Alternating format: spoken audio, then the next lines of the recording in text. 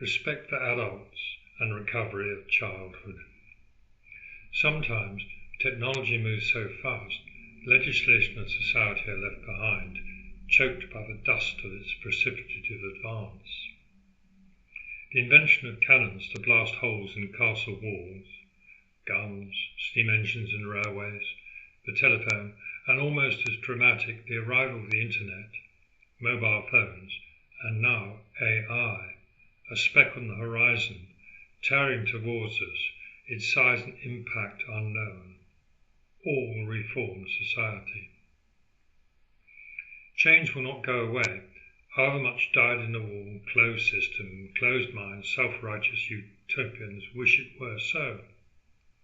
Socialists, fascists, the left and right, theocrats, all know-alls, loathe change. Toleration only extends when it appears useful in our programs to funnel or force populations into servile conformity, to suit a compulsory state of mindless agency-free happiness dictated by their theories about life, politics, the universe and everything. Unwittingly intent on hell on earth for all, except them of course, these dear leaders are that arrogant and inhumane.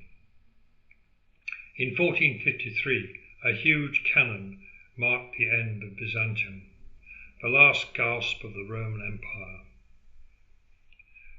Guns were highly significant in the rise of the British Empire. Steam engines and railways assisted while breaking down barriers to travel. Almost in an instant, people used to a personal world little more than 15 miles from home could travel to London and back in a day or so. Millions visited the Great Exhibition, while Chartists, protesters flocked to London in such numbers that the likes of Duke of Wellington and most of the establishment took fright. By the turn of the 19th and 20th century, the telephone caused head offices, once based close to company activities, to migrate to London, distancing directors from intimate knowledge of their activity, so increasing vulnerability to corporate ignorance and decay. Soon after, revolutionary seizure of the telephone exchanges in Tsarist Russia, controlling critical information flow, was vital in the demise of the Ancien Regime. The internet broke the old establishment system of passive and active censorship. Before, book and newspaper publishers, radio and television editors were highly effective in stopping any publication of ideas, good or bad, that might threaten politics and business as usual. This negative censorship was accompanied by positive censorship, where saying or publishing expressly forbidden ideas would result in a visit from enforcement authorities, threat, imprisonment, or as in socialist, fascist, theocratic and other totalitarian systems, death. The aim of the censor is to disempower by creating artificial ignorance, leaving nothing but the impotence of unintended consequences. The expression political and social power depend on knowledge and authority, the ability to get things done, applies. An aside, censorship backfires in that suppression of ideas and information easily renders censors, their sponsors and protégés ignorant and vulnerable, consequent to self-induced impotence.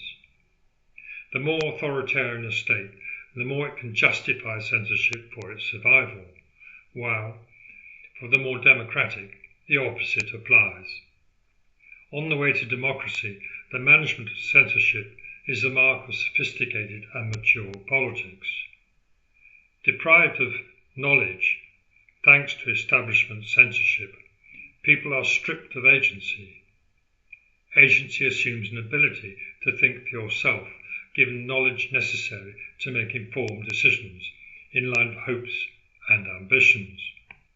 Although strictly we can only think for ourselves, deprived of knowledge, however hard we may think, we cannot think for ourselves.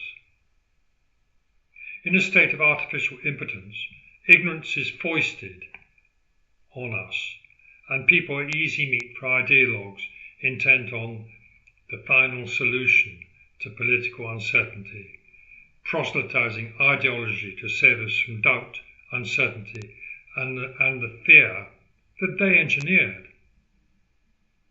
We don't know yet the impact of AI. A light in a tunnel could be from its end. Alternatively, it might be a train hurtling towards us. That speck on the horizon might be just a ship or a volcanic eruption. I experimented and put in Charles Corley, Metamorphosis of Meaning, into Google AI to find a quasi-academic summary of my efforts. Unsettlingly, it suggested some unthinking respect for Wittgenstein, but where I think it was essential to know about the greatest hidden hand in philosophy for a century. He is a first-rate intellect, but cursed by second-rate thinking. AI is inherently conservative, inescapable of original ideas. I should say incapable of original ideas, except by the serendipity of chance. But for those who stumble on original ideas, they can be published, because censors can't bar ideas that are as yet unknown. Aware of this Achilles heel, censorship starts as a selective but unchecked method, and it can morph into prohibition of all new ideas, which brings us back to the de facto criminalisation of thinking of anything beyond that needed for day-to-day bodily maintenance. So we are reduced to mindless cogs in a vast machine to hold people in check. It's a system dedicated not to human happiness, but solely to maintain its own existence in a sort of vast, elementally selfish, mechanistic hell called the state. Where it should be our servant, we are reduced to slavery. Did Soviet Russia, mid-20th century Germany, or Mao's China teach us anything? However, the recent move to curtail internet access for children is encouraging, despite well-founded fear that it could be a Trojan horse in an attempt to bring back the good old days of pervasive negative and positive censorship. It seems ideological liberals, an oxymoron perhaps, fixated on the destruction of a distinction between adult and child, are backtracking. Recent academic suggestions that voting age should be reduced to 12 or even younger to improve on the present arrangement of voting for 16ers are offensive to adults because it reduces us to children. Equally, children are disrespected and open to abuse. Adults making children vulnerable are effectively accessory. But political control freaks trying it on unwittingly undermine a core axiom of ideological liberalism by restoring childhood and respect for a significant chunk of humanity. Thoughtless adherence to rights, regardless of age, is a dangerous nonsense. When children receive the respect they deserve, respect for adults returns, undermining ideological ambition to turn us all into mindless parts of a machine dreamt up by those obsessed with the thought of unlimited authority, to the extent that the state becomes their personal instrument and we their rightful slaves. The sooner the better those who want to adultize children or infantilize adults are sent packing, the better. Ideologues and a contempt for democracy are the greatest threat, even beyond atomic war, because they're bound to minimize waves of ideological change due to cast iron. They're bound to mismanage waves of technological change due to cast iron, know-all utopian objectives. Democracy is the only system capable of successful and humane engagement with change, because it constantly works to find out what to do. All the rest have programs and objectives ready-baked. Consequently, they're incapable of flexibility and norms vital to address dynamic utopia.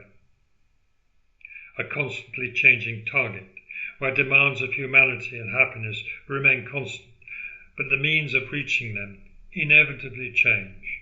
And as we know, that change can be alarmingly rapid. I'm encouraged. What seems a covert attempt to extend censorship and undemocratic political control might be a crack in the dam of ideological liberalism.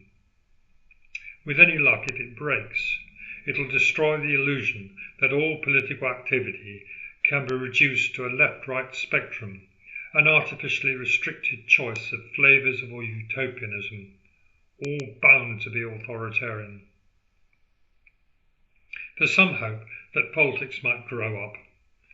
Children are not little adults, and adults are not little children. Both are much more and demand respect.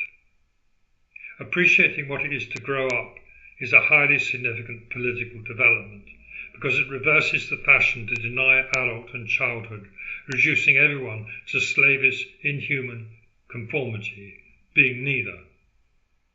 Were we the latter, democracy would be contemptible, which explains quite a lot about the attitudes of today's politicians. Thank you for this. It can be quite hard zigzagging between different topics and in an unaccustomed way. So the transcript is available below. It's pretty much the same as what I've just recited. And I find it quite pleasing because as I write these things, I change my mind quite often. The words seem to have a life of their own a bit, which is particularly odd. But it's just the way things happen. Certainly there's never a dull moment. Anyway, until the next one, thanks again.